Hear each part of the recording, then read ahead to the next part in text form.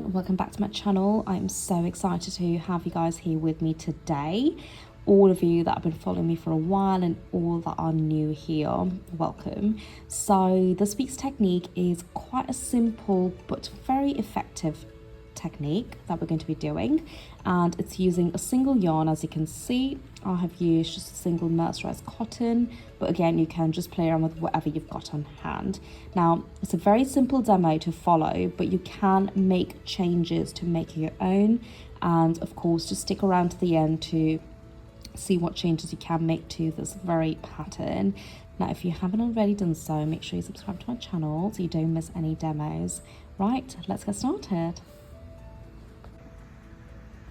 So I've gone ahead and casted on a few needles and did a few rows using the mercerized cotton yarn. I'm going to go ahead and grab a single prong transfer tool, and we are going to start off by doing some transfer work. Okay, so we are working in sets of 3, so we are going to leave the first 3 needles untouched, and within the next set of 3, which is these ones here, I'm going to take the center needle, so center stitch, move it over to my right.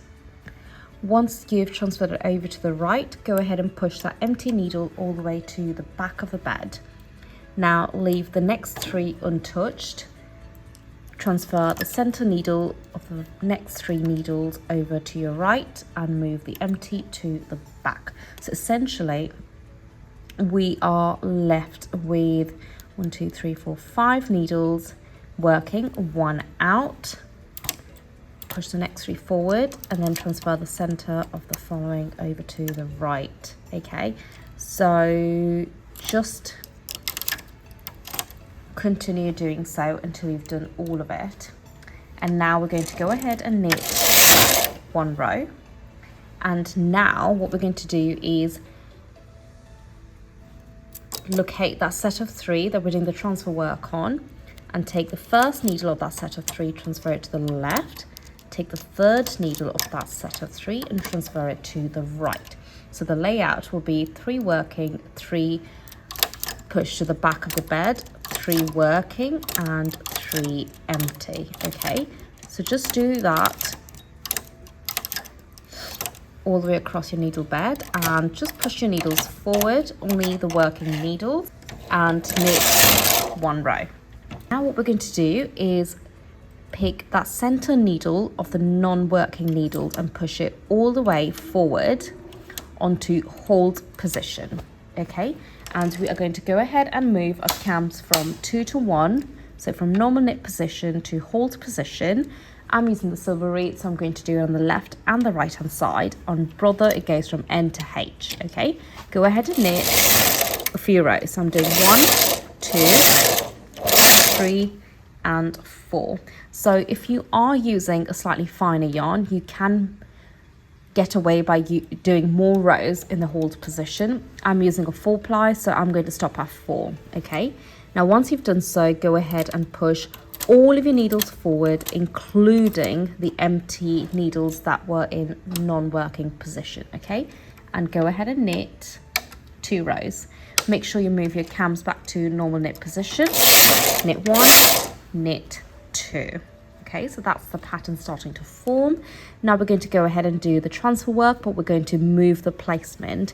So we are going to start off by transferring the center needle of these 3 needles. Okay, so that's that one here. I'm going to do it to the right. I'm going to push the next 3 forward because that will be untouched.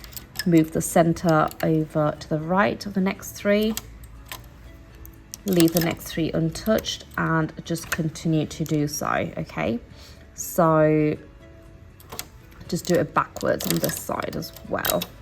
Now once you've done so, go ahead and knit 1 row, and then transfer the first and third needle over to your left and right of those set of 3s.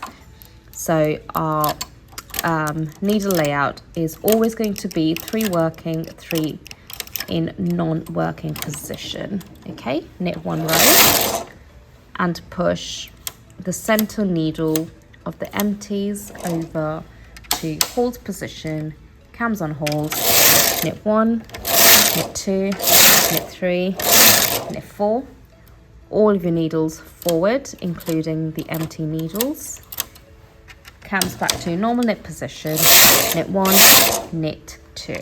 And that's your lovely tuck stitch pattern. It's quite a simple pattern using a single yarn. I quite like how it turns out with just using the one yarn. So if you are looking to add a subtle stitch detail to, you know, a plain knit jumper, I would consider using a stitch like this. Now, if you did want to make changes, of course, make your changes starting with the yarn that you use. You could use a few different yarns. It doesn't have to be just 2 or 3.